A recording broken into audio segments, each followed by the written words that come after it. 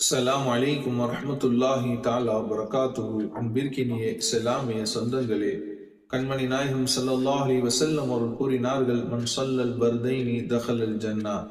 யார் இரண்டு குளிர்ச்சியான தொழுகை தொழுகிறாரோ அவர் சொர்க்கம் நுழைந்து விடுவார் என்பதாக கண்மணி நாயகம் ஸல்லல்லாஹு அலைஹி வஸல்லம் அவர்கள் கூறினார்கள். அதில் ஒரு தொழுகை ஃபஜ்ருடைய தொழுகை, இரண்டாவது அஸருடைய தொழுகை. இந்த இரண்டு தொழுகையும் யார் தொழுகிறாரோ அவர் சொர்க்கம் நுழைந்து விடுவார் என்பதாக கண்மணி நாயகம் ஸல்லல்லாஹு அலைஹி வஸல்லம் அவர்கள் கூறினார்கள். பொதுவாக இரண்டு தொழுகை தொழுதால் நாம் சொர்க்கம் நுழைந்து விடுவோம் என்பதாக நாம் எண்ணிக்கொள்ளக்கூடாது. நிச்சயமாக நாம் 5 வக்து தொழுகையும் தொழ வேண்டும். இதற்கு உலமாக்கள் விளக்கம் கூறுகிறார்கள். ஃபஜ்ருடைய தொழுகை என்பது அதிகாலையில் அவன் தூக்கத்தில் இருப்பான். தூக்கத்திலிருந்து அவன் தியாகம் செய்து அவன் குளிரின் பொருட்படுத்தாமல் தொழுகைக்காக செல்கிறான் என்றால் அவனுக்கு லொஹர் விடுவதற்கு வாய்ப்பில்லை. மஹ்ரிப் தொழுகை அவன் விடுவதற்கும் வாய்ப்பு இல்லை. இஷாவுடைய தொழுகை அவன் விடுவதற்கும் வாய்ப்பு இல்லை.